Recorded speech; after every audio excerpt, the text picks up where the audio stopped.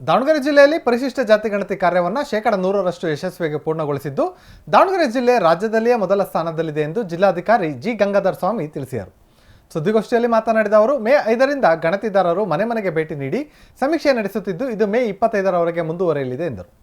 2011ರ ಜನಗಣತಿ ಪ್ರಕಾರ ಜಿಲ್ಲೆಯಲ್ಲಿ ಪರಿಶಿಷ್ಟ ಜಾತಿಯ ಜನಸಂಖ್ಯೆ 3,18,305ರಷ್ಟಿತ್ತು. ಸಮೀಕ್ಷೆ ವೇಳೆ 3,29,064ರಷ್ಟು ಜನಸಂಖ್ಯೆ ಕಂಡುಬಂದಿದೆ ಎಂದರು. ದಾವಣಗೆರೆ ಜಿಲ್ಲೆಯಲ್ಲಿ ಪರಿಶಿಷ್ಟ ಜಾತಿ ಗಣತಿ ಕಾರ್ಯ 100% ಯಶಸ್ವಿಯಾಗಿ ಪೂರ್ಣಗೊಳಿಸಿದ್ದು ದಾವಣಗೆರೆ ರಾಜ್ಯದಲ್ಲಿಯೇ ಮೊದಲ ಸ್ಥಾನದಲ್ಲಿದೆ ಎಂದರು. ಗೌರವಾನ್ವಿತ ಜಸ್ಟಿಸ್ ನಾಗಮೋಹನ್ ದಾಸ್ ರವರ ಆಯೋಗದ ಸೂಚನೆಯಂತೆ ಮಾಡ್ತಾ ಇದ್ದೀವಿ. ನಮ್ಮ ಜಿಲ್ಲೆಯಲ್ಲಿ ಈಗಾಗಲೇ ನಾವು 100ಕ್ಕಿಂತಲೂ ಹೆಚ್ಚು ಪರ್ಸೆಂಟೇಜು ಜಾತಿ ಜನಗಣತಿಯನ್ನು ನಾವು ಮುಕ್ತಾಯ ಮಾಡಿದ್ದೀವಿ. ತಾವು ಪ್ರಶ್ನೆ ಕೇಳ್ಬೋದು, 100ಕ್ಕಿಂತ ಯಾಕೆ ಜಾಸ್ತಿ ಆಗಿದೆ ಅಂತೇಳಿ. ನಮಗೆ ಆಯೋಗ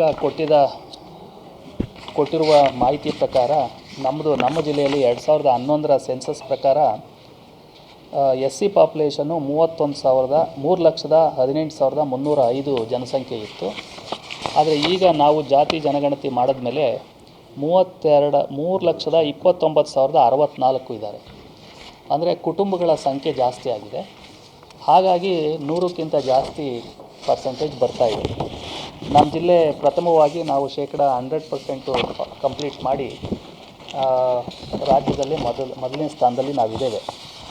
ಇದುವರೆಗೂ ಕೂಡ 5/5/2025ಕ್ಕೆ ಜಾತಿ ಜನಗಣತಿ ಶುರುವಾಗಿ 25/5/2025ರವರೆಗೂ ಮನೆ ಮನೆಗೆ ಭೇಟಿ ಕಾರ್ಯಕ್ರಮ ಇದೆ.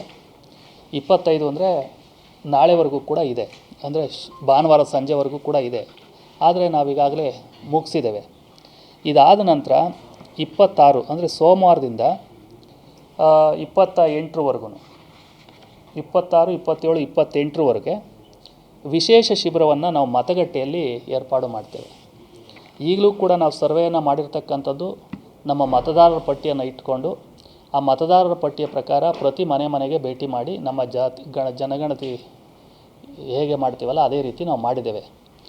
ಈಗ ಆಯಾ ಪೋಲಿಂಗ್ ಬೂತ್ನಲ್ಲಿ ನಮ್ಮ ಗಣತಿಗಾರರು ಕೂತ್ಕೊಂಡಿರ್ತಾರೆ.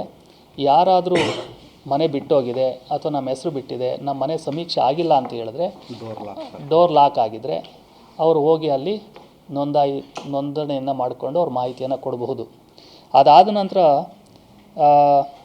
ನಾವು ಸ್ವಯಂ ಘೋಷಣೆಯನ್ನು ಕೂಡ ಆನ್ಲೈನ್ನಲ್ಲಿ ವೆಬ್ಸೈಟು ವಿಳಾಸ ಇದೆ, http://schedulecastsurvey.karnataka.gov.in ಸೆಲ್ಫ್ ಡೆಕ್ಲರೇಷನ್ ಅಂತ ಕೊಡ್ತೀನಿ ನಾನು ನಿಮ್ಮ ಮಾಹಿತಿಯನ್ನು. ಅದರೊಳಗಿದೆ, ಪುಸ್ತಕದಲ್ಲಿ 4ನೇ ಪೇಜಲ್ಲಿ ಇದೆ.